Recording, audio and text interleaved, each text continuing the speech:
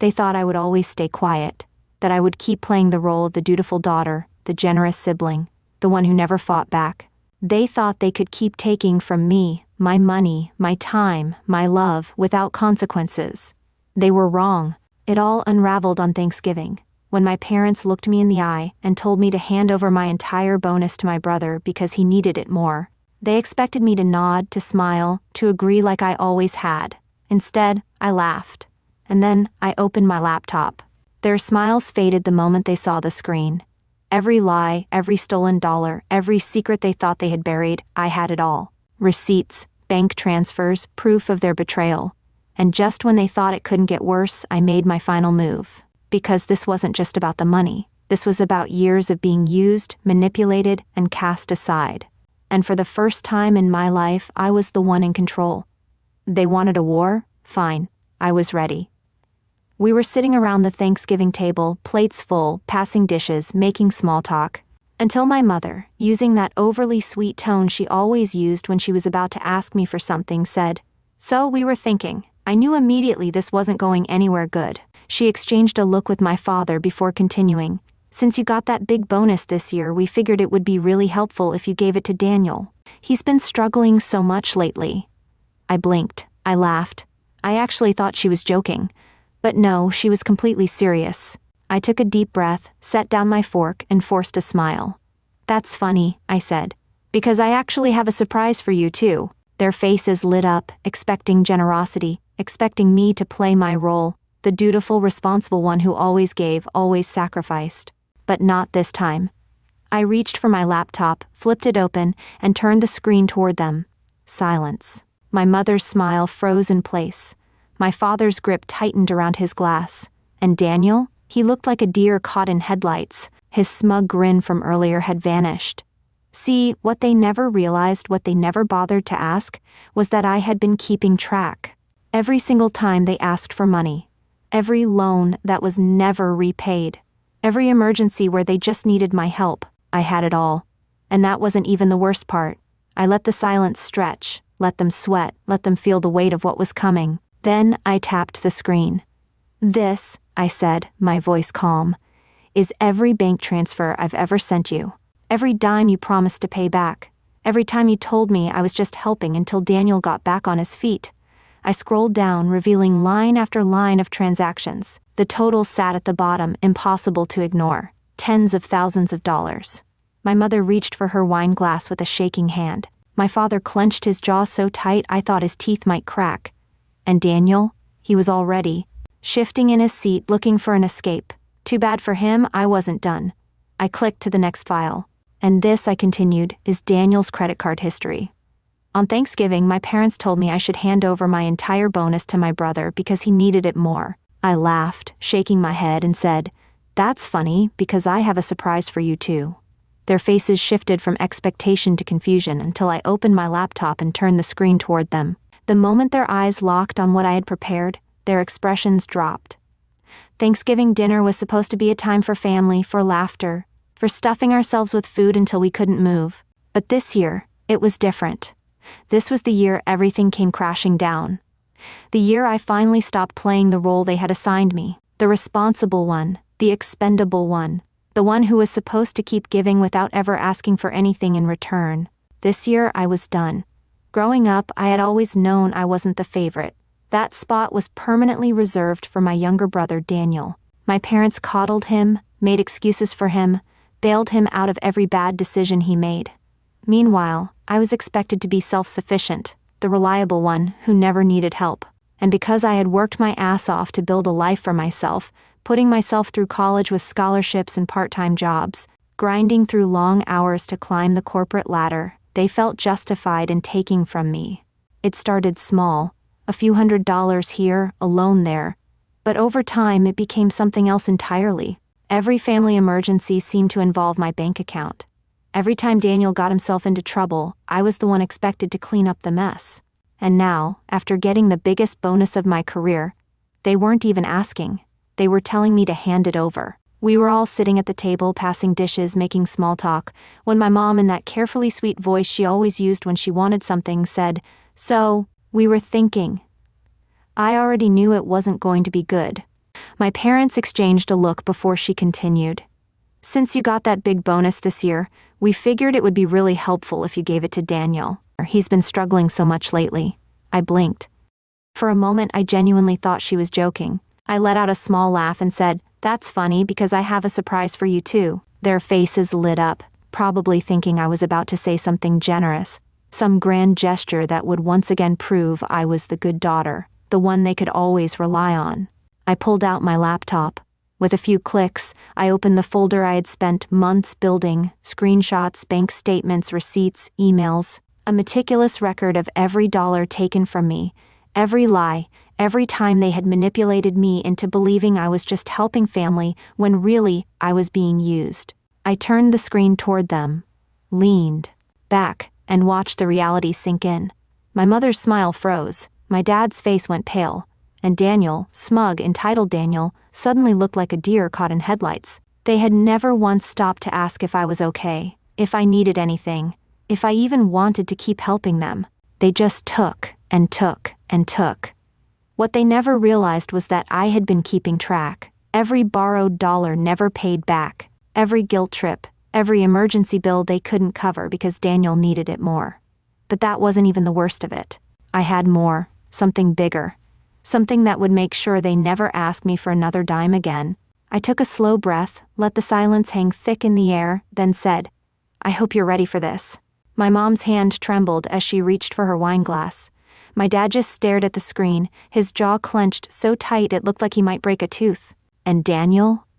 He was already shifting in his chair, eyes darting around the room, looking for an escape. But there wasn't one. I let them sit with the weight of it for a moment, let them sweat.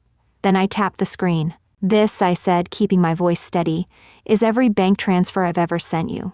Every loan, every helpful little contribution that was never paid back. Every excuse."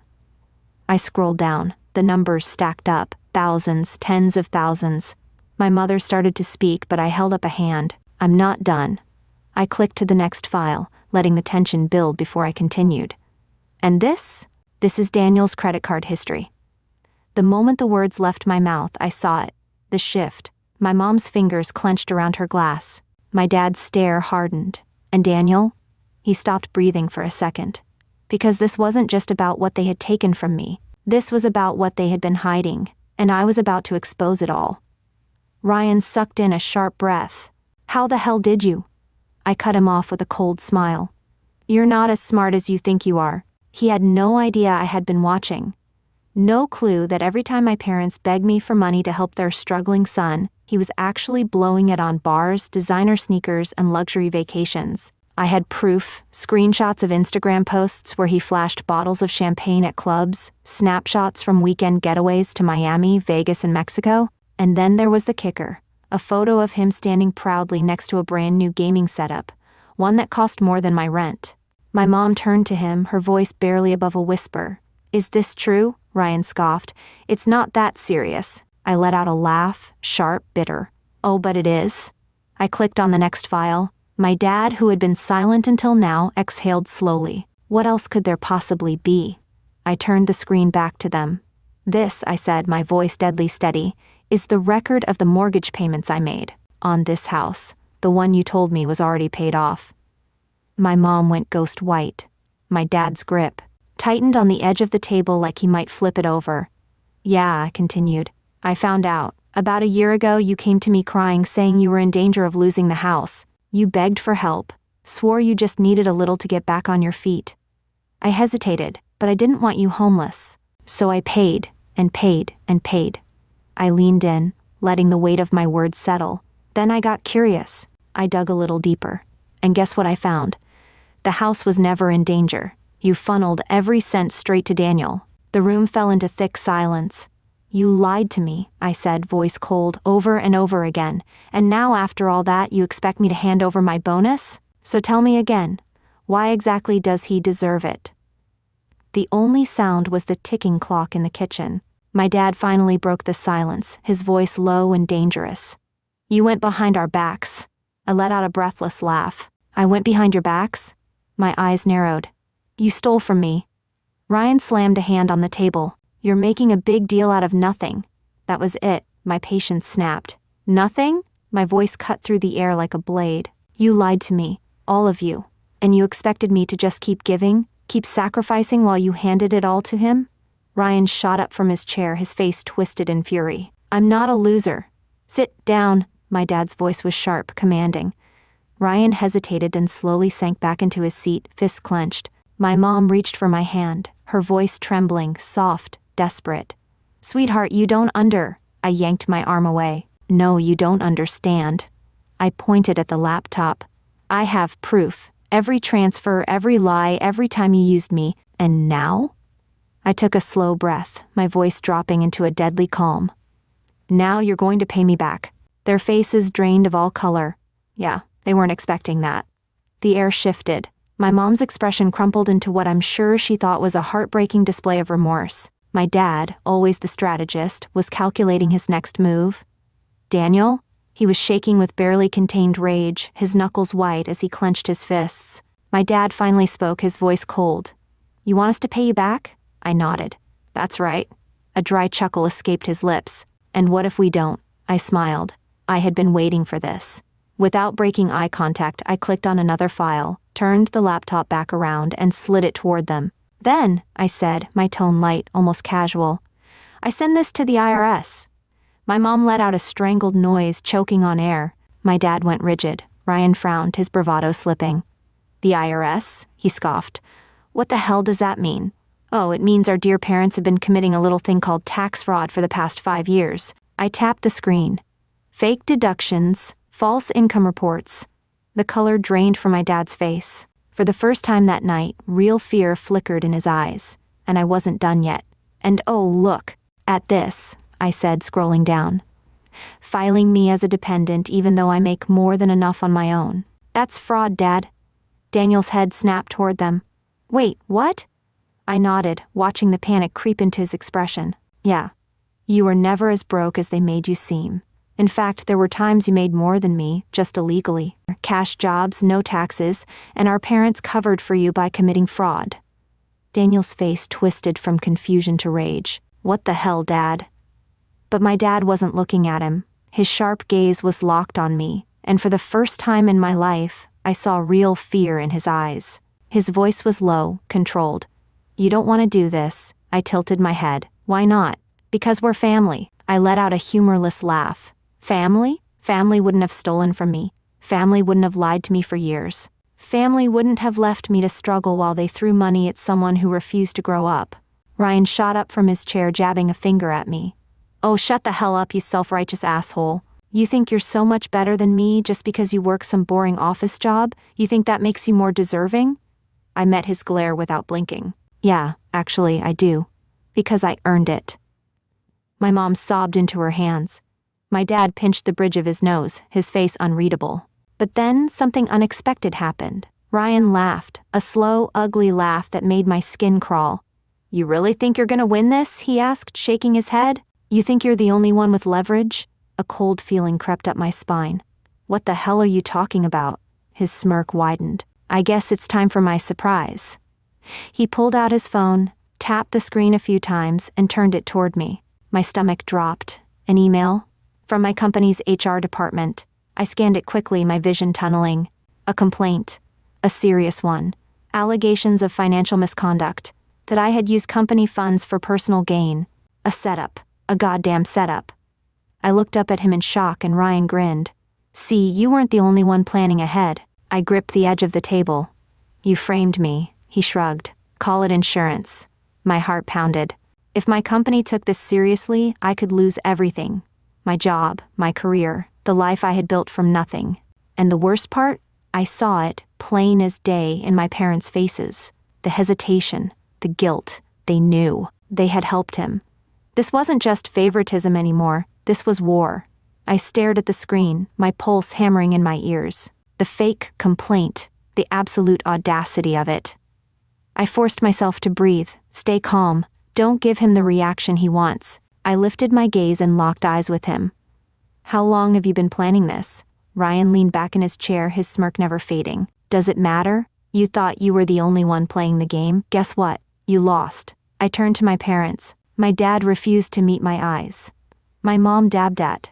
Her fake tears looking everywhere but at me. That was my answer. They hated me that much.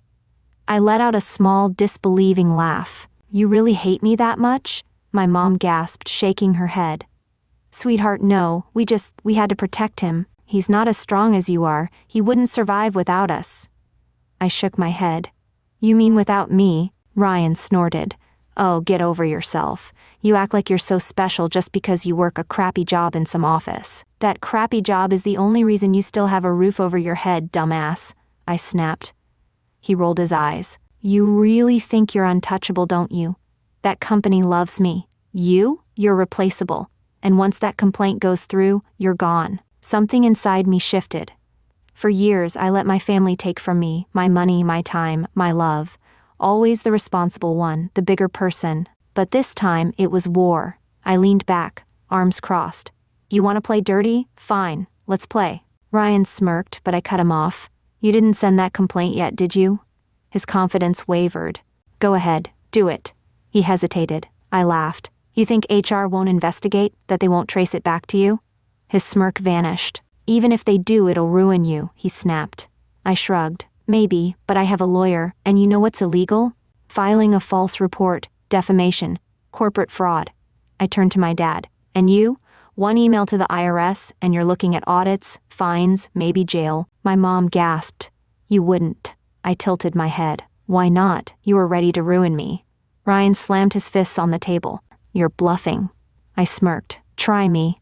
For once, they had no control. I stood packing my laptop. Here's what's going to happen. You'll drop this, stop asking for money, and pay me back, all of it. My dad scoffed. And if we don't? I slung my bag over my shoulder. Then I burn it all down.